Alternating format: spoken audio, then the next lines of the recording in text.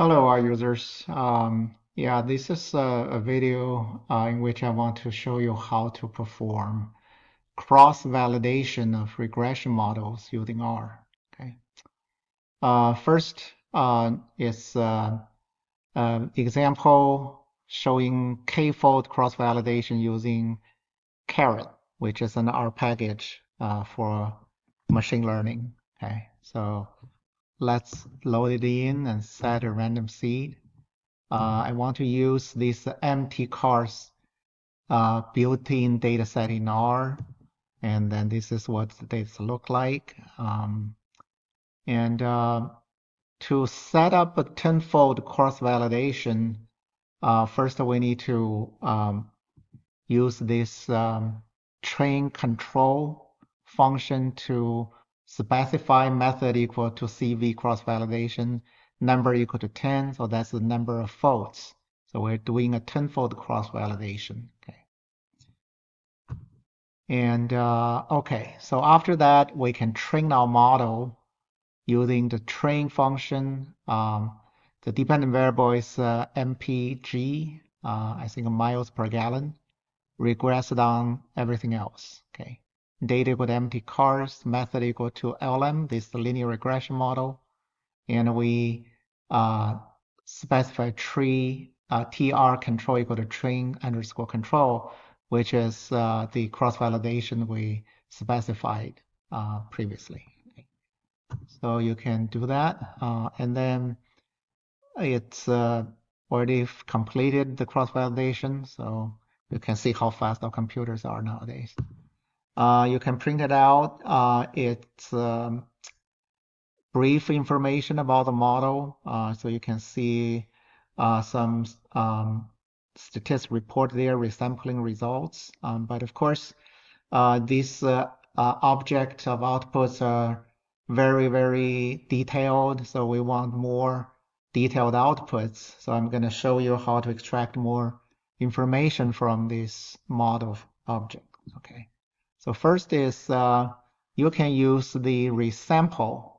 You can show the result, all results for each resample. Okay, we can do that. So it shows you there's a 10 cross-validation.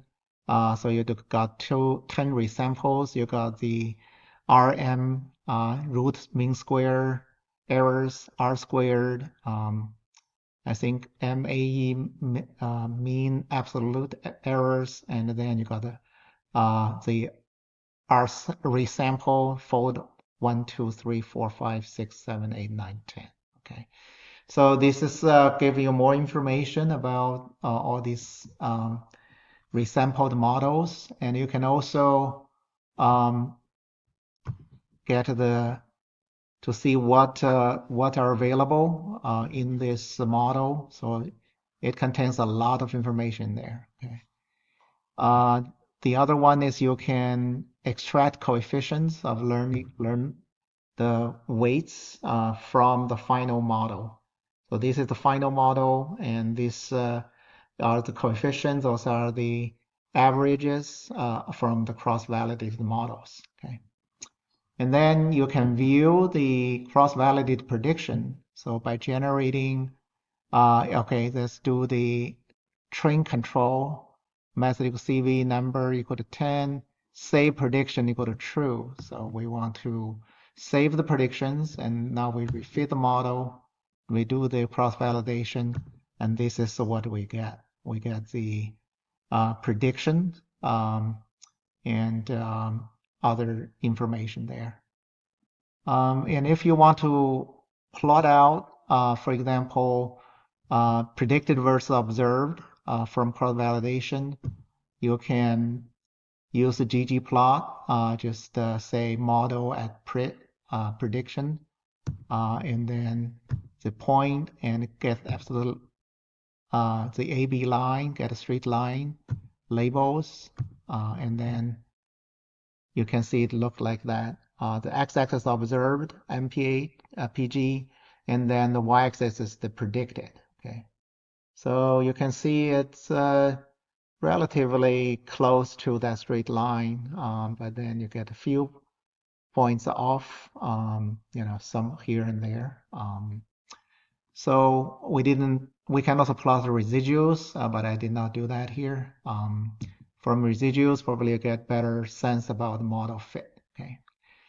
But if you want to use the default plot function to plot this cross-validated model, then you cannot use the linear model. Okay, so you have to use another model fitting algorithm, learning algorithm such as the random forest. Okay, so now I show you I will fit a random forest model using the train function command. But then you can see method equal to RF random forest. Okay, and the train control we specify method equal to cross validation. Okay, and then you can just directly use plot on this model underscore RF. Okay, so it gives you randomly selected predictors, and then you can use the RMSE cross validation. So it points out, you can reach the lowest RMSE at 6 predictors. Okay. Of course, you can also extract summary. Of course, this is the linear model style information by doing the summary of the final model. This is a very typical output from a linear regression model with the coefficient tables and the star systems and R squared, just R squared, etc. Okay. And also another important thing you can look at is the variance importance. So I give you look like that. So you get an overall score, and it's ranked from high to low. Tell you which variable is more influential on the outcome. Okay, so you can even do a plot of these to get a visual. So you can see the WT, I think the weight is highly, highly influential. And the next is the AM, and then QSEC, etc. Okay. So this gives you some idea of the relative importance of these predictors. Okay. The second way you can implement k-fold cross-validation is just use base R and do your own coding. So let's set the random C, loading the data. So we do, okay, now we do just 5 folds, okay, and get that sample size. And we say folds equal to sample. We repeat 1 to k, and then do length dot odd equal to n. And then we create a numerical vector to store RMSE. Now we do a for loop from 1 to k, and we get the training index and the test index, and then we get the training data, get the test data.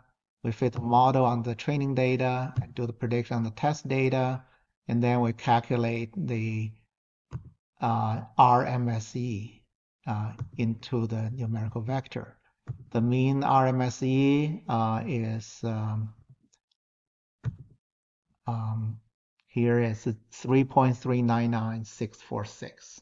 Okay, so this is a quick implementation by manual coding. Okay, so personally I prefer the way to use the package caret because it gives a lot more things to look at.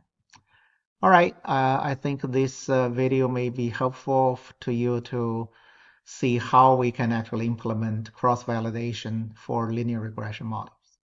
Thanks for watching.